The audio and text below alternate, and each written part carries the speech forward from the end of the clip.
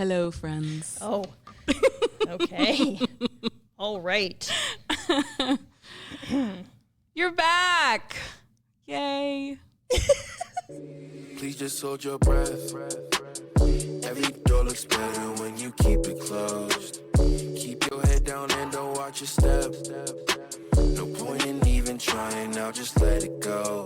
Maybe they will write the same for me.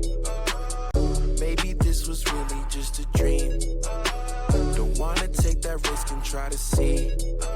A 9 to 5 will bring security, I'm sure, but I can guarantee you that's no way to live. Way to live. Promise that's no way to live. Way to live. Thanks for coming to Prodigal Peas in a Pod. I am Denise Acosta, and this is Brooke Ackerman. Thanks for coming back, everyone. Yay! Well, I always want to say always, because this is our second one. Always. I always want to say, welcome to the pod, like podcast, but the pod, because we're peas Yes, in a pod. we are. We still need to get our pod. We do need to get a pod. And you can just hang out here. Yes. I love it. Yeah. Maybe some future episode, not episode 3. That's too soon. But some episode soon. Yes. Yes. For sure. All right. So in the last episode, we were introducing ourselves and how we really solidified our friendship. And we had mentioned the Peru trip, and you guys were not on the Peru trip. So you probably had no idea what we were talking about. So we thought today would be a good time to tell you about Peru. So Denise, in case they didn't know who you were, Right here. If you're watching, if you're just listening, she was waving at the camera. Oh, she's okay. She's really all right. Everybody knows who you are, Denise. Yay, Denise! But seriously, Denise put together this incredible trip. This was a heart level kind of thing, and it was very obvious. We left at the end of January 24th, and we came back at the beginning of February. It was, no kidding, one of the most incredible things I've ever done in my life. I mean, obviously because Denise was there, but also because Peru is amazingly beautiful, like no other place I've ever been to in my life. The food is fantastic. If you know, you know. I mean, rice and potatoes with every meal. Yes, please. I really feel like the Peruvian cuisine, these are my people, even though I am not Peruvian, but I think I can be one honorarily, maybe. I think you can. Okay, great. Thank you so much.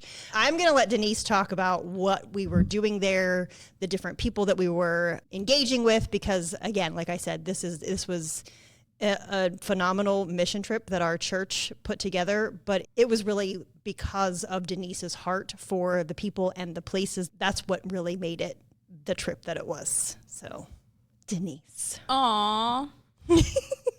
Heart emoji with my hands for those who can't see us and are just listening.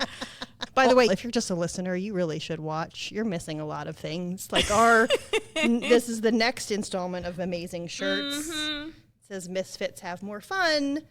We do. Back to Peru. Okay. So I'm glad you mentioned that the church organized it, because I did not come up with this from scratch on my own. So we attend the same church, and we support a ministry called Casa del Águila, and they are... Wait. Say it again. Casa del Águila. I love it. That's not how it sounds when I say it, so I wanted to hear it again. And they're in Cusco. And so the college transition program that they have there is based in Cusco, and then the orphanage where the kids are is in Limatambo, which is about 2 hours outside of Cusco. And so that's what Casa del Águila is. It's an orphanage, and there's many reasons why kids will end up at the orphanage, whether it's through the state or country that sends them over. Sometimes it's just the parents giving up rights. They can't afford it. Many reasons. And so I got to know this ministry the year prior. They had sent me down to get to know everyone, because the intention was to send me the following year, this year, to lead a team over there on missions. And that was, I don't even know what the word was, shocking, surprising, crazy, because I've never gone on a missions trip, first of all, outside of the country. I think the last one I did, the only one I did, I was in middle school. We went to Chattanooga, and I think we rebuilt some roofs on houses. I don't know. We painted stuff. I was on a ladder, and I was getting bit by the sweat bees. It was a bad time. Anyway, that's the only thing I'd ever done. But now I'm having this opportunity to go to Peru. My family's from there. My heart is all over this. And so they're taking a chance on me to, first of all, go on this trip. And then on top of that, to lead. So not only have I not done a missions trip, I've also never led a team outside of the country. I'm glad they were adults and not children, but even still, you can ask them. I counted each of them off every 10 minutes when we were at the airport going through the gate. 1, 2, 3, 4, 5, 6. All my ducks line up. It was definitely something I had never done before, way outside my comfort zone. And it meant so much to me. The trip meant so much to me. The ministry means so much to me. I have a great relationship with them individually. My heart was in all of this. And all I could think about was, don't mess it up. Don't mess us up for every single part of this trip. Which is a great tie-in to what we were going to talk about today, I feel like. Yes, we will get there to this feeling of don't mess it up and are you qualified and why we feel unqualified. But before we get to the nitty-gritty stuff, one of the main goals of us going on this trip was that we were going to give the house parents a break, because the way this orphanage is set up is phenomenal. There are different houses that the kids stay in with a house parent, and so it really feels far more like a home. When I hear the word orphanage, I think Little Orphan Annie, and I think institutional sort of orphanage, which is not bad. If there's that many people there, you kind of have to run it that way. But one of the amazing things about this place is that it feels like home. And that's actually the word I learned when I was there. Casa means house, but hogar means home. And that's what they call it, because that's exactly how it feels. And so we went to give the house parents a break. And I really didn't have very many expectations of what that was going to be like, because I didn't know these kids. I didn't know the house parents. I didn't know the situations. But I will tell you that any positive thing that I thought about what I was going to experience when I was there, the actual experience blew my expectations out of the water. This trip changed me at a level that I still don't really have words for, which we can maybe, if we have time, talk about that part of the trip too.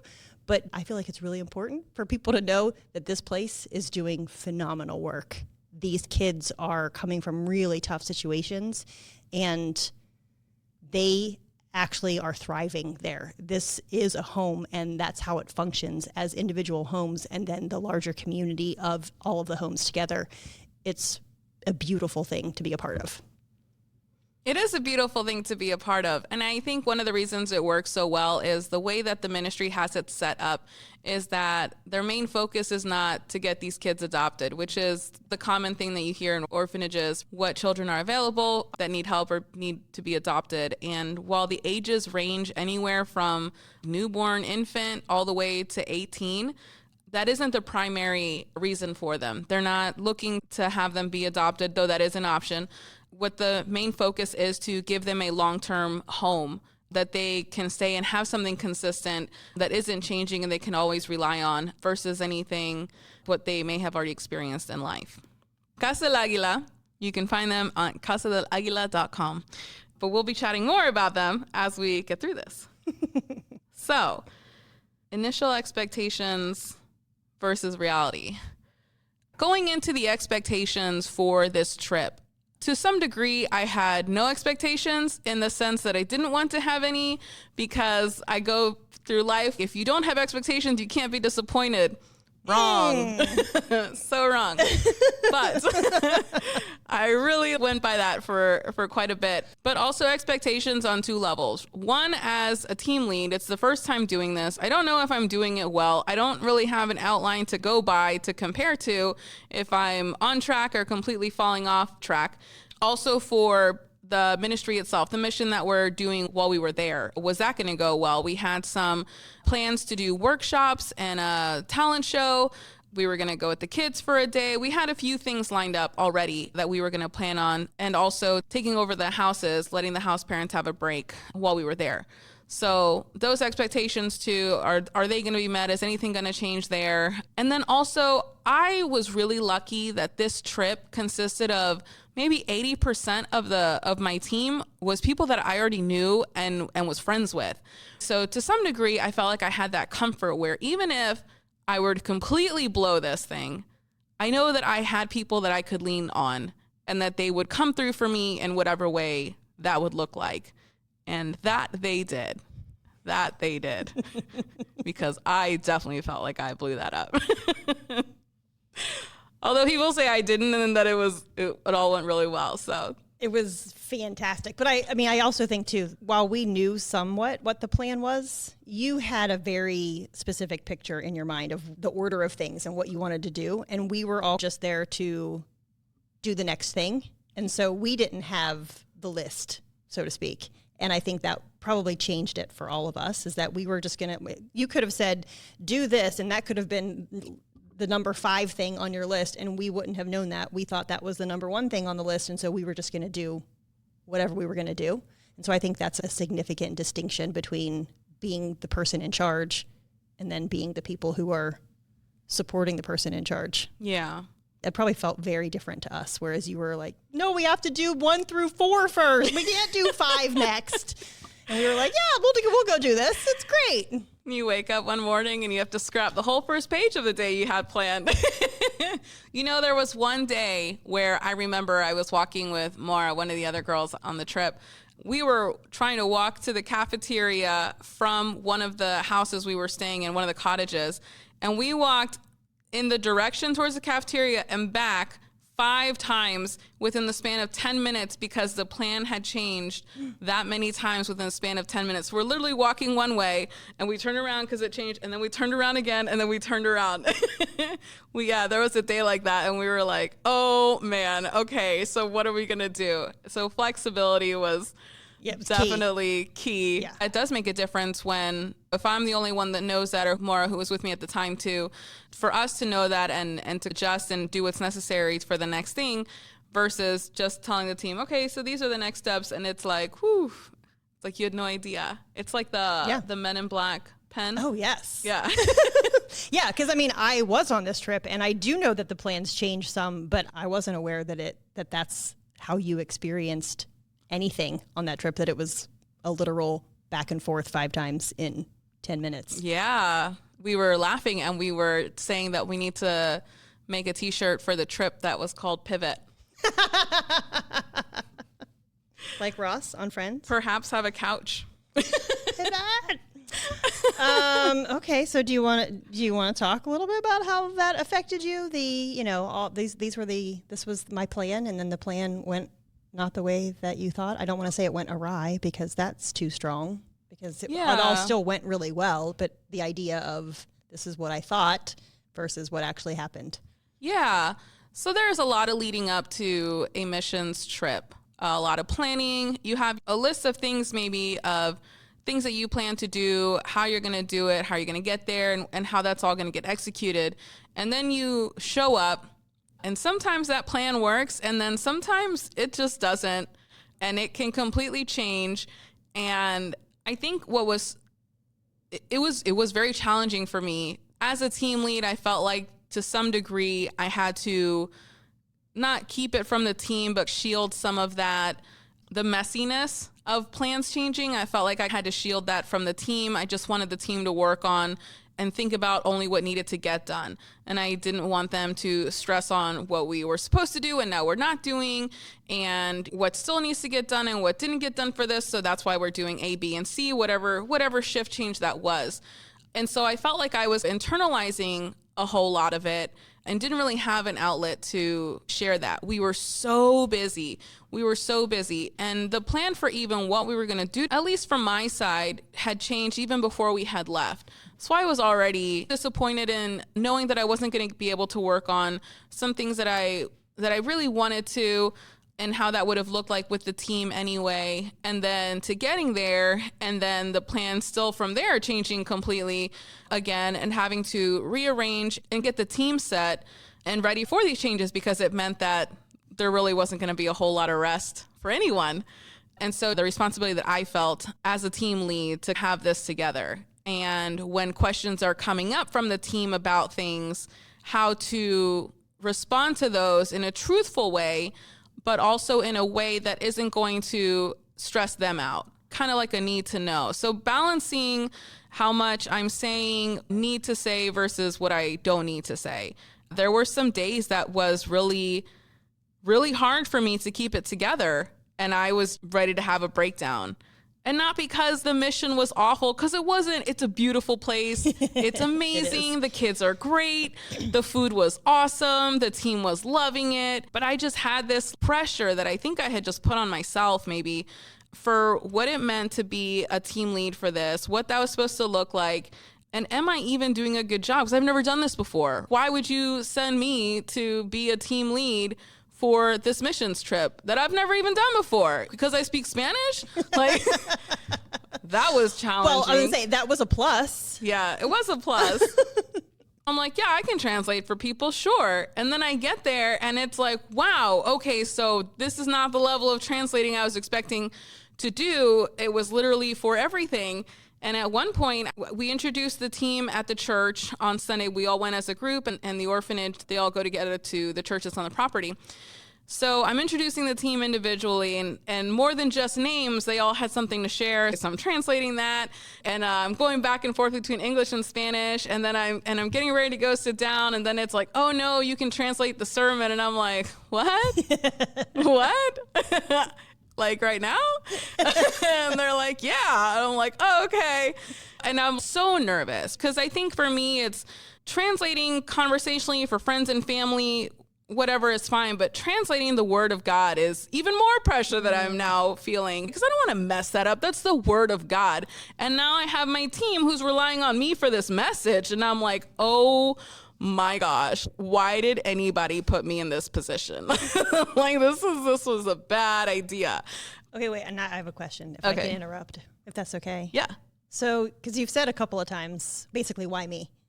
So after, or maybe during, or maybe after, I don't know when, did you take any time to consider that yourself and really dig into the truth behind why? Why were you really asked? Did you get to spend any time with God asking him that? Did you get any sort of clarity or affirmation on why you? I have. So I've had a lot of conversations with God during this trip, before the trip and after, and the whole feeling unqualified. I had felt that in another ministry that I'm a part of initially when I started there. And there's been a lot of growth there, and I lean heavily on God doesn't call the qualified, he qualifies the unqualified, or, you know, I think you know what I'm talking about. I don't remember the verse, but we'll get to that in a sec. When he calls you to something, he qualifies you. You don't have to have this checklist ready. Your resume doesn't have to be a certain way. And so it's through him. It's not through your own power, your own strength. And so now I have that information. I'm in this space and I still think it's crazy, but I felt like, all right, well, it's for a reason. Maybe it did just start off because she looks like a fun person and she speaks Spanish, and, you know. I can attest to that. She is a fun person and she does speak Spanish. And so, yeah, after having this whole experience, there was a few times I felt like some of these breakdowns just have to happen anyway. There was just a lot of healing spread out throughout this whole trip. And so in one of the breakdowns, I did have a breakdown, and I was crying one night, and you guys were there talking to me. And I think it just meant so much to me that you guys could tell when something was wrong or that I felt like something was wrong. So just being able to talk about those stuff and getting a little bit more validation, and it's not because I'm never gonna mess up or anything. We all make mistakes, but like it's for a reason. God calls you for something, and also it was, even if I did completely drop the ball, it's not me. God can use anything for his good and however he wants it to be. He's not depending on me and if I'm good enough, like that's not, and then if I bomb it, like, his plan is ruined. Like that's just not the thing. And so in those conversations, I think that I've had with him since then, felt like a reminder that it was just the same thing as I felt in another area. And look what's come from that one. So then this is kind of the same thing where I thought that this was going to be like a one and done thing. Afterwards, it was like, no, and I'm sorry it went that way, or you felt that way at times, but you're not cut off. You still got work to do here. So there's more to it. And it was funny. I was meeting with Brian. We were talking about it. Brian is the pastor of our church. Yes. Hi, Brian, if you're watching, and Hi, thanks Brian. for this. And we were touching on this subject, and I had made the same comment, like, yeah, like it was crazy you guys would send me to do this. And talking about expectations and things that where my expectations weren't met, where I might have been disappointed. And he had basically made the comment of something along the lines of, or maybe you were the perfect person for this, because now look at what we have now because of this. So Totally agree. When I finished this trip and I'm thinking, oh man, the things I wanted to do, only some of them got taken care of. Did we really make an impact? Did the team feel connected to each other? Did they have a good time? Did they, how did the whole trip even impact them? I'm thinking about all these things and did we accomplish anything? And then just to find out from a ton of people that, oh my gosh, that was such a great trip and we were so excited. And I guess people were singing my praises. And so I heard it from a few other people here at the church about how great the trip was led and how it needs to be the model for all trips going forward. And I'm like, Yep. what? Yes, Like, it does. Absolutely. what? It was fantastic. I was hearing that people were singing my praises and it kind of shook me a little bit, got me out of my head. So when I'm having these conversations, having these chats with Gogs, it's just like open-ended throughout the day most times. I could hear him being like, get out of your head. You think you didn't do what you're supposed to because it's supposed to look a certain way. Because we have a certain way that we think it's supposed to look like, that you can't see all the good that came of it. And so in that sense, and then just getting a little bit more validation from when Brian had said that, or maybe that you were the right person because now we have all these great new ways to do things. And it validates more on about the not being qualified bit, right? Like, or feeling qualified. Yeah, isn't that interesting, the idea of being qualified and the variety of definitions that we all have about what that means? Because you had an idea in your mind of what it meant to be qualified to do that trip, whereas I thought you were 157% qualified to do that trip just because of what I knew of you before the trip. All my papers. The amount of information that we had before even signing up that was available to us so that we could know what to expect was phenomenal. I don't think I've ever gotten that much information about anything prior to, not even a job. It was great. It made me feel like I knew what to pack. I knew what to think about, how to handle change in elevation. There were things that I would never have even considered, and I had that information. And so it's just interesting that you had this idea of what it meant to be qualified, whereas I saw you as being entirely qualified. The way that you prepped the team, the way that you took care of all of us while we were on the trip. And I find it interesting how we all have our own definition of that. Yeah. So my idea of being qualified or feeling not qualified while I was there, I knew I could go there and take care of 4 to 8 kids because we didn't know how many were going to be in the houses that we were in, because all of my experience as a middle school teacher, as a middle school, high school youth pastor, I can figure out a way to relate to kids even if I don't know the language. Not knowing the language is harder than you think it is. So being there and not being able to communicate really very much at all verbally, which, I mean, we're doing a podcast. We have lots of words. So many. We like words. I was an English teacher. So words are, I love it. And to be there and not have the ability to use my words to communicate was really difficult. And it really made me feel like, oh, I wonder if somebody else who does speak the language, maybe they should have been on the trip instead. So that is my own version of feeling like, oh, I'm not measuring up, which is nonsense because I connected with the kids in the house that I stayed in a way that I I am forever tied to these kids now. I seriously want to forever keep in touch with them because that's the connection that formed. And I didn't need to speak the same language to form that kind of a connection. And so, I don't know, I feel like this idea of unqualified, we need to just like toss it out, because what does that even mean? Who even put it in the that? trash? Put it in the trash, you guys. Put it in the trash. But I do also find it interesting that, and I don't want this to sound critical of either of us, because obviously we're phenomenal human beings. Yes. But the idea of to go there and serve, again, we had these ideas of what that meant and what was going to be expected of us and what were the best ways that we could serve these particular people that we were going to meet and spend several days with. And we, in different ways, we got a little too focused on ourselves. And I would never say of either of us that we are prideful. But when we get overly focused on ourselves, even if it's I'm not measuring up, I'm not qualified, I can't speak the language, it's a downplaying of who we are, but it's still an over focus on self. And it's just the other side of the coin of pride. And to be fully present to someone else, you stop focusing on you and you focus on them. And that was one of the most interesting experiences I had there. Was I started to get hyper focused on, I don't know the language. And instead I sat across a table from these young women and we did word puzzles, and they were learning how to knit. And so we were communicating mostly through gestures and some words. And when I shifted the focus off of, I don't have words, I don't know how I'm going to, and I just tuned into who they are and what they were doing and making myself present to them and what their experience was, that experience completely changed.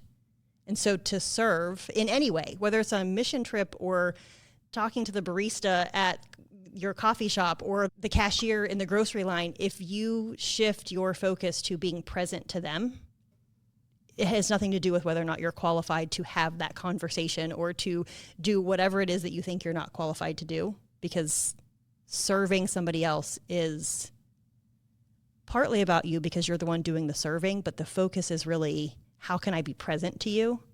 And that's one of the things that this trip, it forever changed something in me in that area. And I'm so thankful for that. Yay. Refocusing is really important, because you're right. As soon as we can get out of our heads, you can see more, right? Like, you're so stuck on things that are supposed to be going a certain way, things that whether how it looked, how it's supposed to sound, how it's supposed to go. If you can get out of that, a lot more creativity happens in that area, that's for sure. And you'll find that things still get done. The important things still get done. God's work still gets done. And that's the primary focus. It's not what my plan is to get done while we're down there. It's what God wanted for our team to do while we were down there. And it seems like that was successful. Absolutely. He definitely did a lot of work there in each of us, for sure. And also just as we related to the kids there. And so I find that that's super valuable in reframing how you're interacting and how you're viewing things, for sure.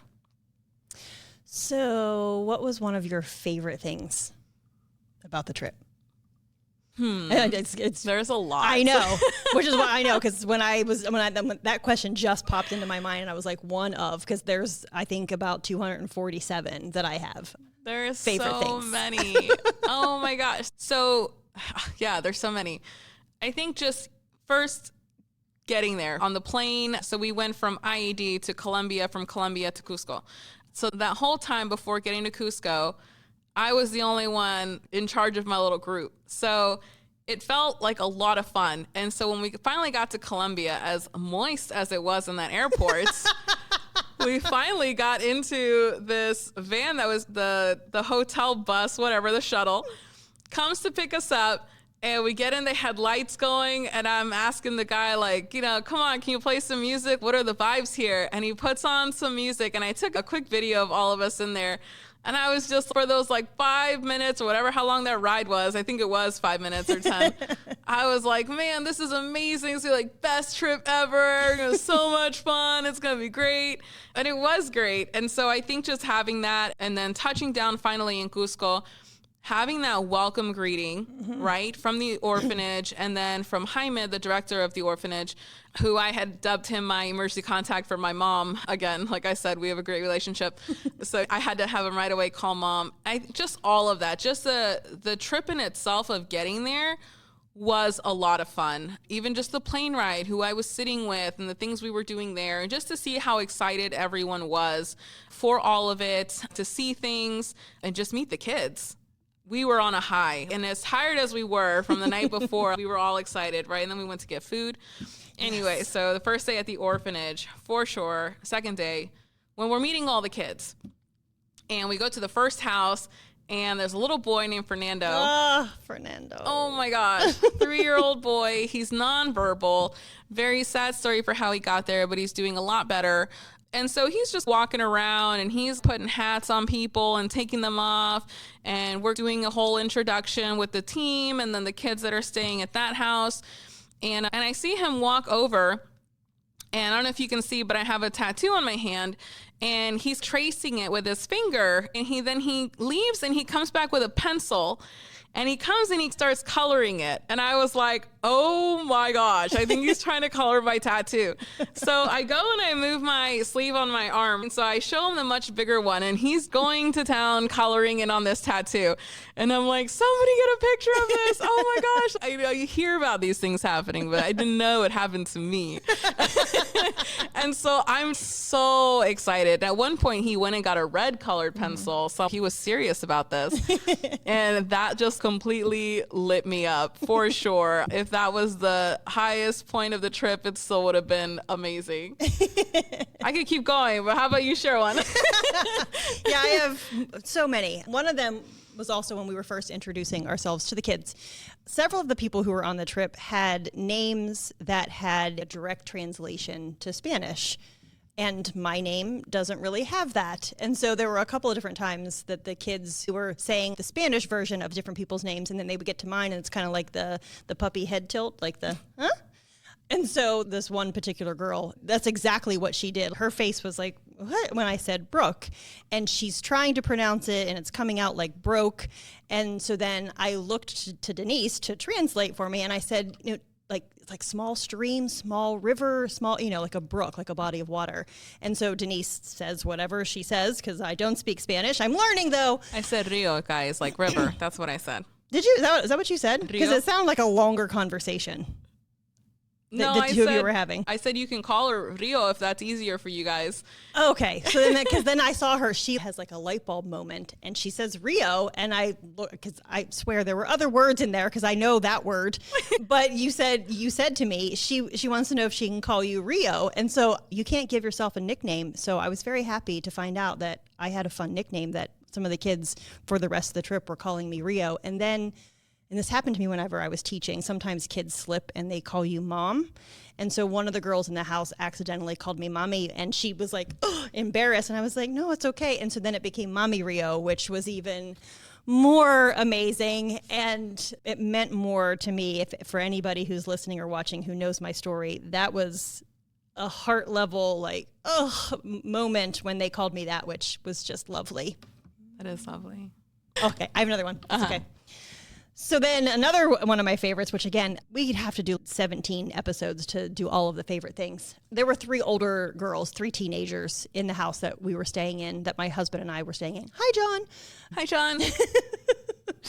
And it's funny, when we came back, people were asking how were teenagers in Peru different than here? And there were some differences, but then I had to tell them this story that there are also several similarities. For example, these 3 girls found some angsty teen drama on a streaming service, and you could tell this was something that they were allowed to do, but they were really trying to milk it and watch more episodes than they were probably allowed to do when their house mom was there. But for sure, that's okay. We were the babysitters, essentially, so of course you get away with things. And so we let them watch this, and we're sitting behind them watching it, and we're not really understanding the language, but you can understand the plot line, because let me tell you, are the girl and the boy going to get together? Are they going to kiss? Is it going to happen? I don't know. And the three of them were squealing and hanging on to each other and shaking. And the one girl fell off the bench at one point because they almost kissed and then they didn't kiss. And oh my goodness. And so it was like, yes, teenagers are teenagers, no matter where you go. It was so entertaining for us. Not the show. Watching them watch the show was very entertaining for us. I got to stay in that same house the next day. If you know me, you know I love food. And it's not just love because it keeps me alive, but it's an experience for me, right? Yes. And so now I'm in Peru, and the kids there at the orphanage, they all eat the same thing. And the food that gets fed to the visitors, the groups that come, is different. We have a chef, Santusa, who's on the property. She's part of the family there, and she works there. But she was making our meals separately, and we would go somewhere else to eat. So we had developed a system where the team that was not in a house taking care of it would come and relieve them so that they can have their meals, the ones that Santusa was making. So me being Peruvian, my mother's Peruvian, and so I grew up with a lot of this food. The things that the kids are eating is what I grew up eating. And the kids are so hospitable and they're gonna offer me food. So here we have lunch. They went to get lunch at the cafeteria. They run back. They're putting it together for our little group. All the girls are getting fed. And I have my own bowl. And then I hear Brooke and her husband were coming to relieve me so I can go get lunch. I can hear them being like, I knew she was eating already. And I was like mid-bite. Okay. And then I went to go eat my other food. And I did that as often as I could because the food is so good. It's so good. I don't blame you at all. Okay. So the second part of my favorite things that I wanted to share was Jason was our photographer. Hi, Jason. Hi, Jason. He was our photographer, and so he was taking pictures throughout the whole trip, and then he was also doing interviews with everyone on how the trip went for them, their experience, and so on and so forth. So I had the privilege of getting to see that video about a week from being back, and the first week back is always the hardest for me because I'm always sad that I'm here because it's so much prettier over there, and it's just, my heart is just so happy over there. So I'm always mopey the first week. And so I remember he was working on the video that he was going to do for the promo for church. And in that, I got to see everyone's interviews from start to finish. And I just lost it. So here I am. I'd been stressing about if this mission was even accomplished, what was accomplished, and I'm feeling like I bombed it and just barely skated through.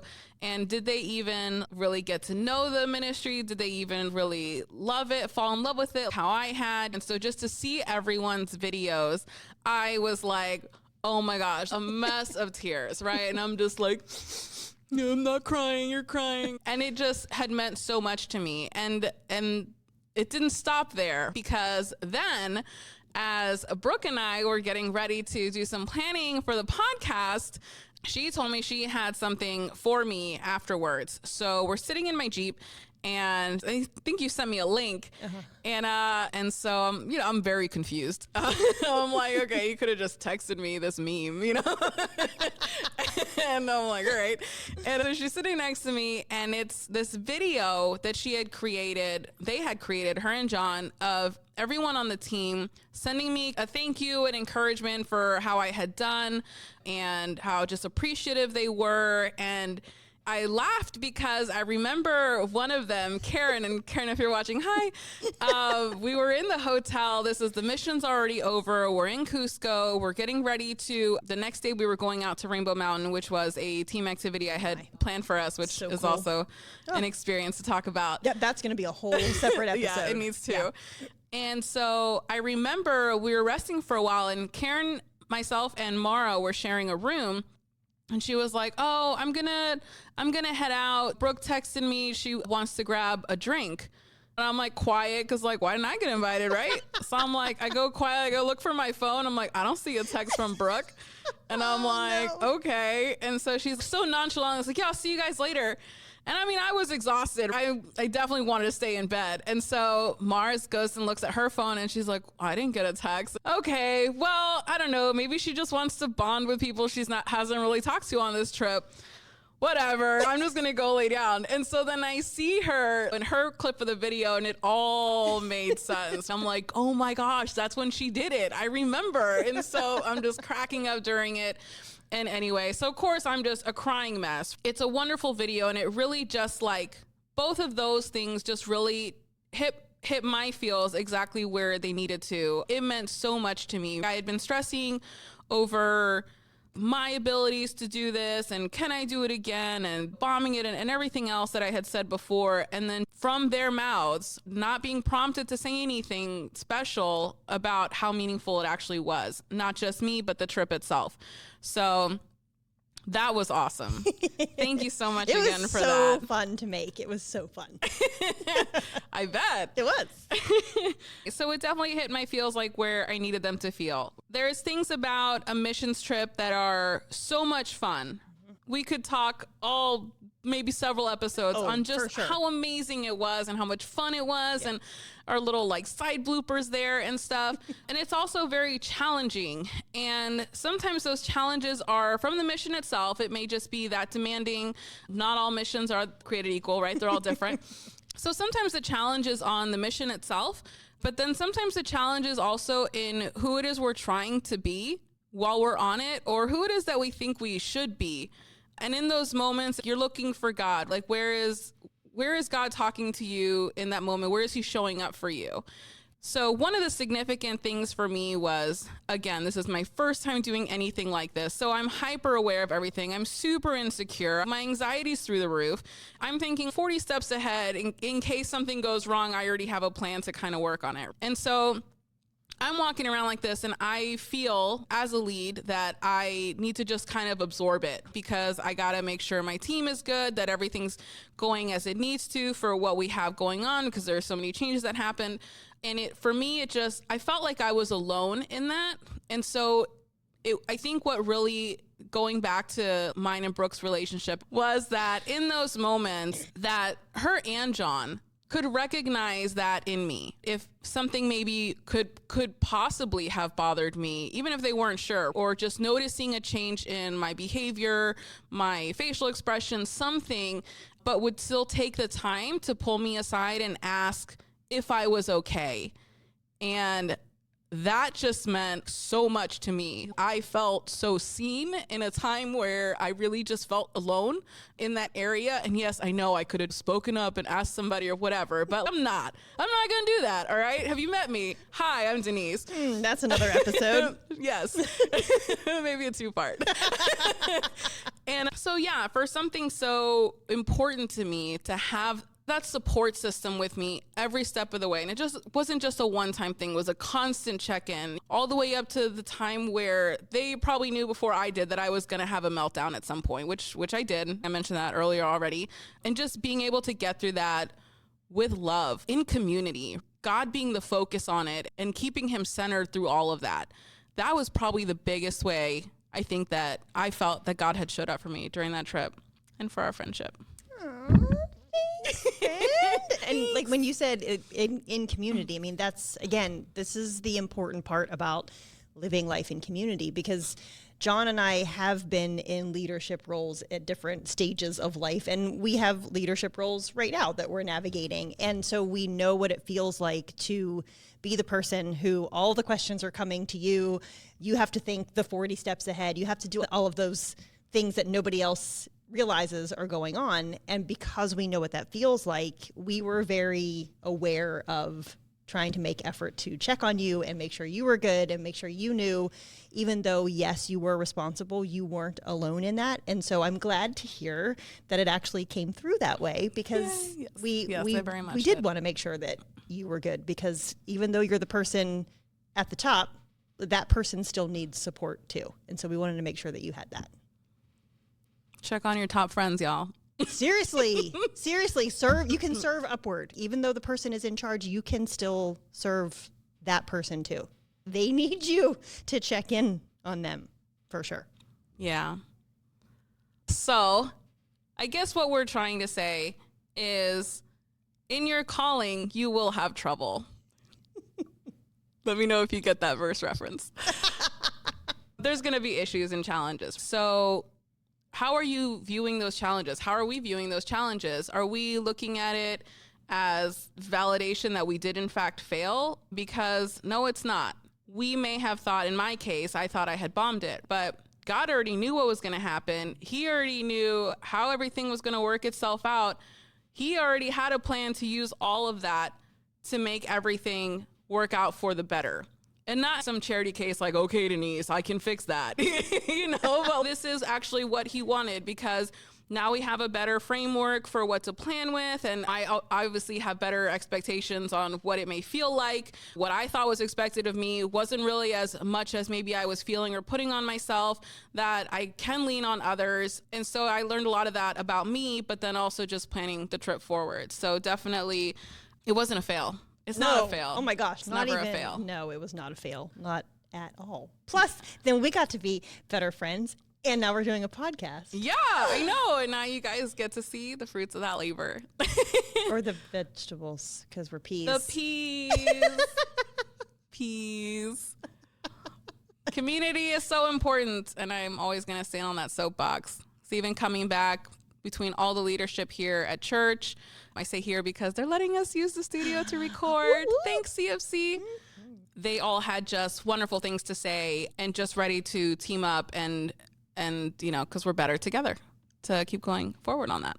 So just because we do have troubles or challenges in our calling, but doesn't mean that it's a fail. Our perception is only partial, and God's is definitely the full view. So where we think we have failed is actually just a tool that God is using to continue on with his plan.